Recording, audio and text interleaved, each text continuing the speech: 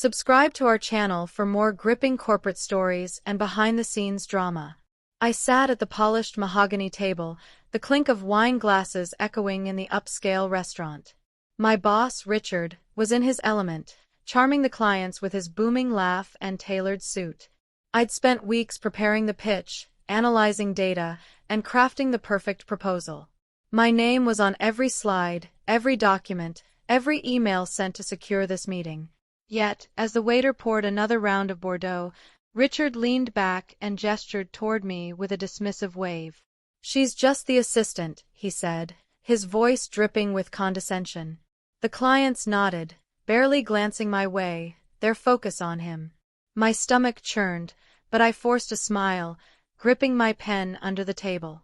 I'd poured my soul into this deal, and he'd reduced me to a footnote. The room felt smaller, the air thicker, as I swallowed my pride. This wasn't the first time, but it stung deeper tonight.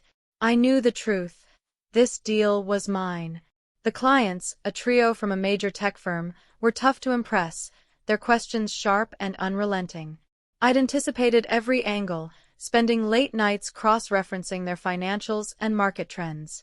My report was the backbone of our strategy, the one Richard presented as his own.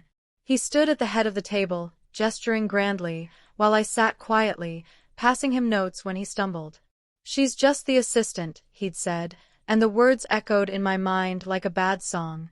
I watched him misquote a key figure, and my hand shot up instinctively to correct him. The clients turned, surprised, as I clarified the data with precision. Richard's smile tightened, but he nodded, letting me speak. For a moment, I felt seen, my expertise cutting through the haze of his arrogance. But the moment passed, and he reclaimed the spotlight. I leaned back, my heart racing with frustration. Dinner dragged on, the conversation shifting to golf and vacation homes, topics I couldn't join. I sipped my water, my mind replaying the months of work that led to this night. I'd built the client profile, identified their pain points, and tailored our pitch to perfection.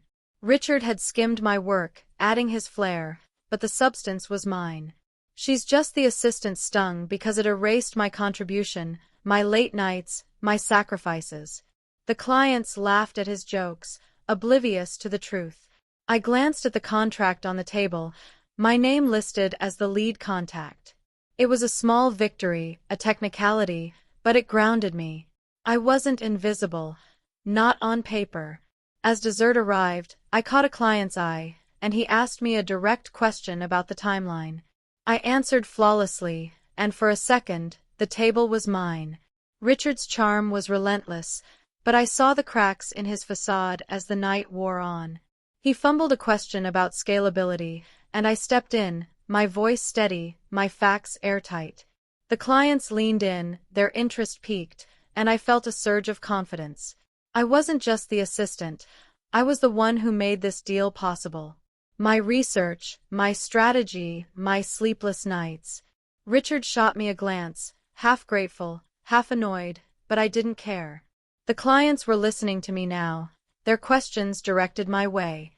I answered each one, my voice growing stronger, my presence undeniable. "She's just the assistant," faded into the background as I held the room. The contract sat untouched, but I knew it was mine to close. The power dynamic shifted, subtle but real, and I relished it. The night felt like a chess game, and I was playing a long strategy, waiting for my moment. Richard's bravado filled the room, but I saw the client's eyes drift to me when details mattered. I'd memorized every clause of the contract, every risk, every benefit. My preparation was my armor, and I wore it quietly. "She's just the assistant" was a lie, and the truth was in the work. I passed Richard another note, correcting a minor error in his pitch, and he took it without acknowledgement. But the clients noticed. One of them, Ms. Carter, asked me directly about our implementation plan. My response was crisp, confident, and comprehensive. She nodded, impressed, and I felt the tide turning. Richard's smile faltered, just for a second, but I saw it. This was my deal, and I was ready to claim it. As the main course arrived, The conversation turned technical, and Richard began to flounder. He leaned on buzzwords, but the clients wanted substance, and I was ready.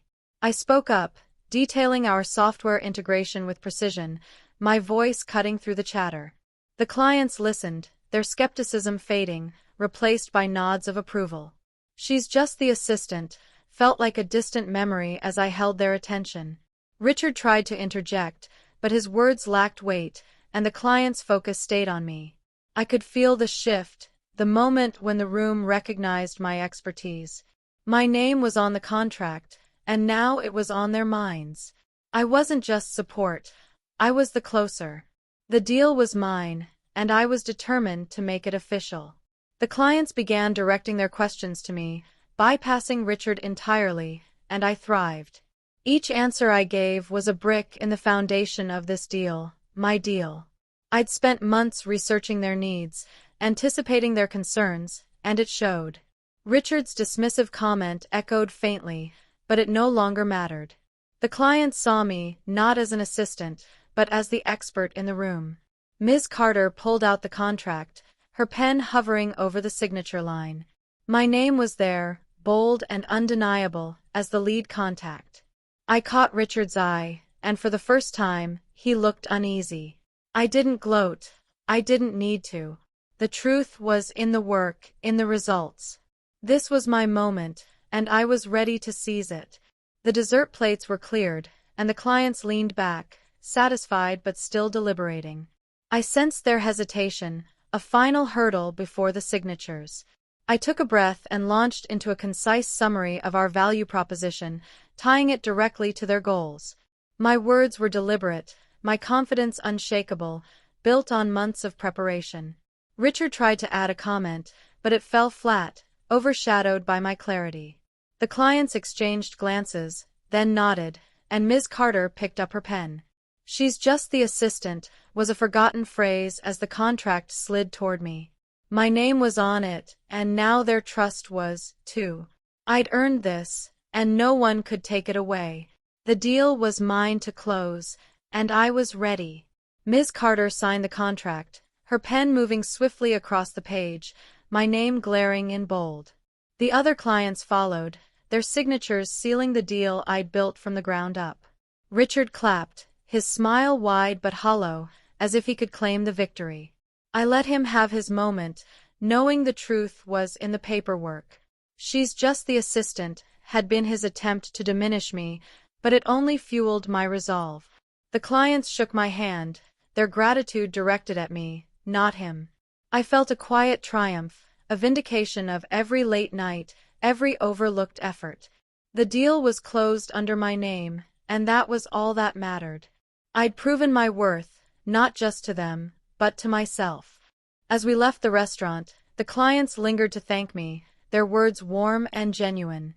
Richard walked ahead, his shoulders stiff, his silence telling. I'd outshone him, not through theatrics, but through competence and grit. The contract, now signed, was a testament to my work, my vision, my persistence. "She's just the assistant," was a lie exposed by the reality of the deal. I felt lighter, empowered, as we stepped into the cool night air. This was my victory, hard-earned and undeniable. The client saw me, the contract bore my name, and I knew I'd never be just anything again.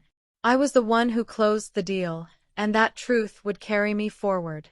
Back at the office, the news of the deal spread quickly, whispers trailing me down the hall. Colleagues congratulated me, their voices tinged with surprise, as if I'd pulled off a miracle. I didn't correct them, I just smiled and kept working, my focus unshaken. The contract, now filed, had my name as the lead, a quiet badge of honor. Richard's comments still lingered in my mind, but it no longer held power over me. I'd proven him wrong, not with words, but with results. My desk was cluttered with notes from the project, a map of my dedication. The clients had emailed me directly, requesting follow-ups, bypassing Richard entirely. I responded promptly, my confidence growing with each interaction. This was my deal, my moment, and I was ready for more. Richard called me into his office the next day, his tone unusually subdued, almost cautious. He congratulated me on the deal, but his words felt rehearsed, lacking warmth. I nodded, keeping my expression neutral, my victory already secured.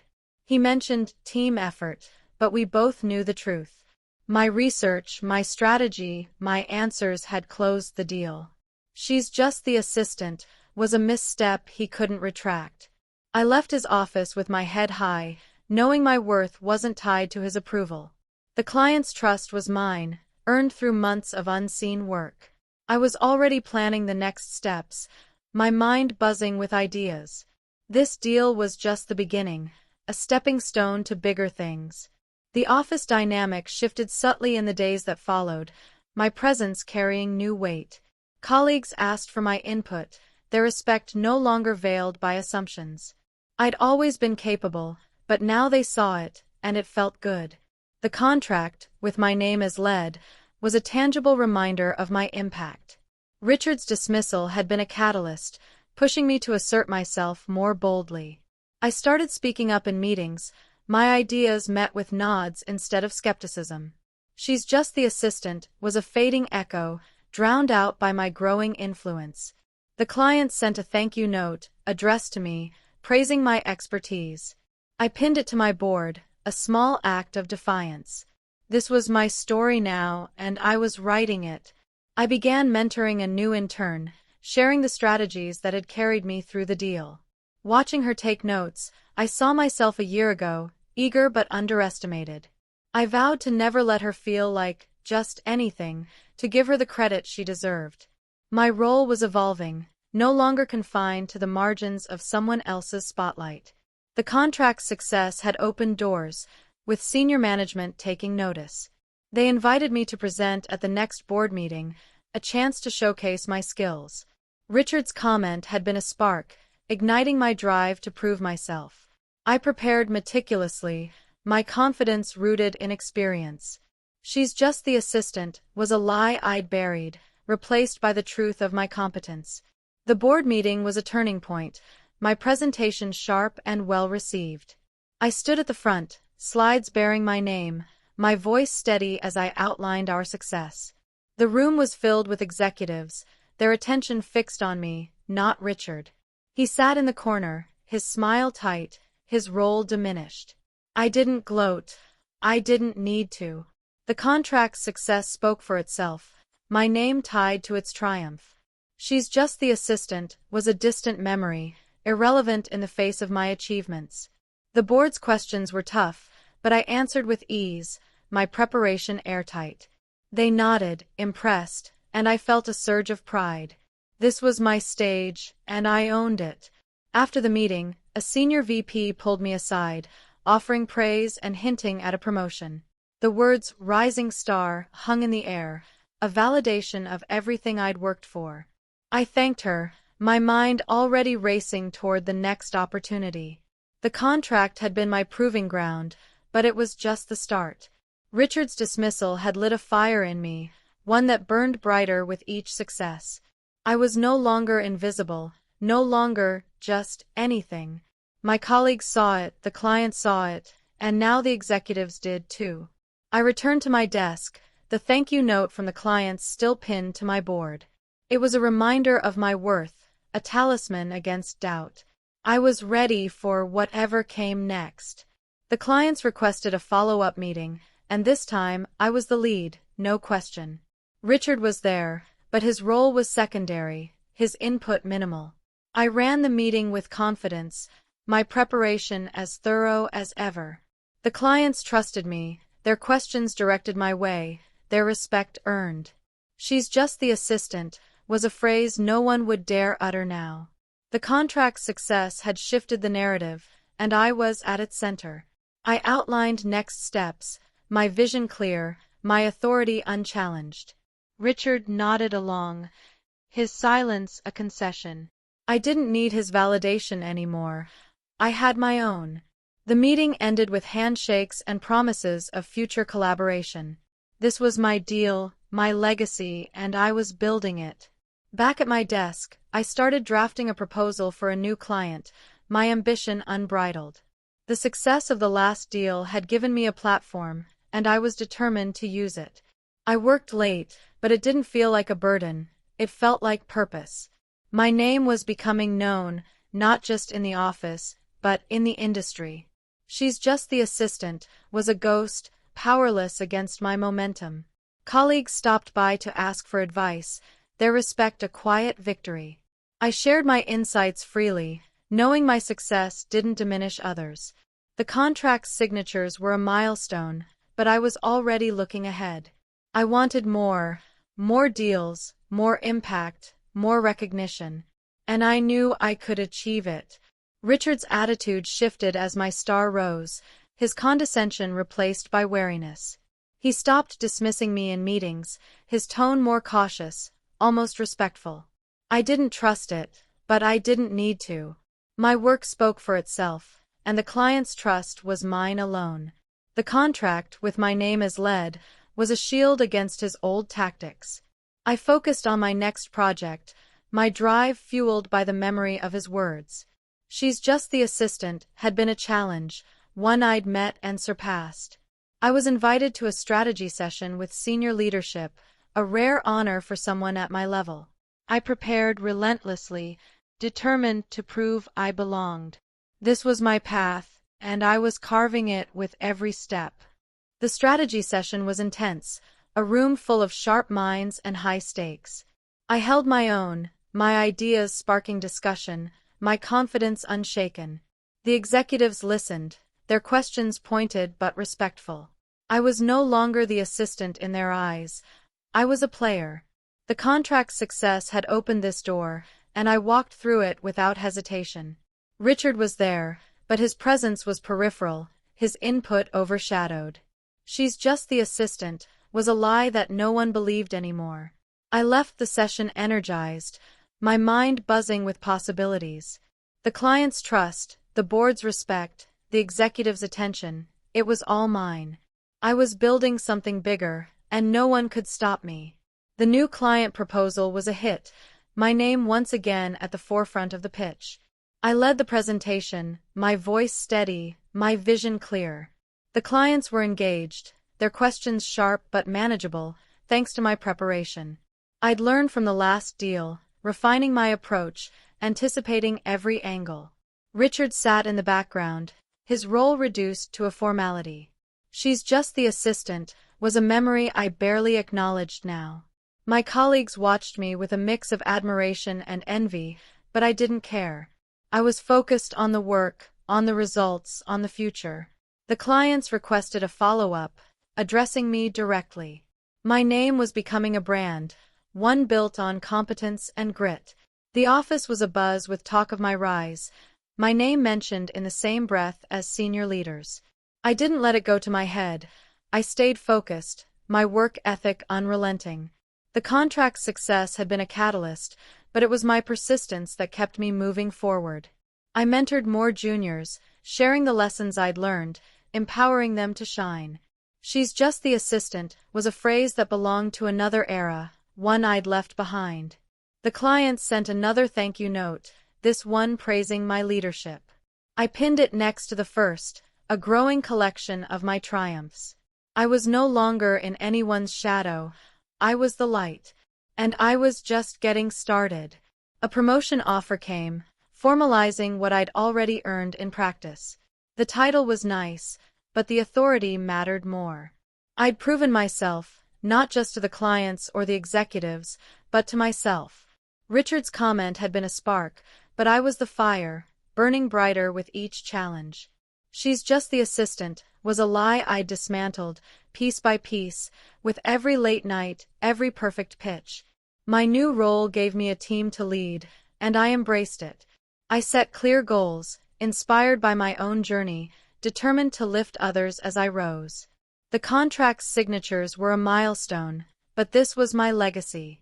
I was building a career, and no one could diminish it. The next client meeting was mine from start to finish, no Richard in sight. I walked in with confidence, my preparation as thorough as ever, my presence commanding. The clients trusted me implicitly, their questions directed solely at me. I answered with precision, my vision for the partnership clear and compelling. "She's just the assistant" was a phrase that no longer existed in my world. The contract was signed, my name once again at the top, a testament to my work. My team cheered as I shared the news, their pride a reflection of my leadership. I'd earned this, not through charm or politics, but through relentless effort. The deal was mine, and so was the future. I started getting calls from other firms, headhunters whispering about bigger roles, bigger pay. I listened, but my loyalty was to my work, not to any one company. The contract's success had put me on the map, and I was determined to keep climbing. Richard's dismissal was a distant memory, a footnote in my story of triumph. "She's just the assistant" had been a challenge I'd turned into fuel.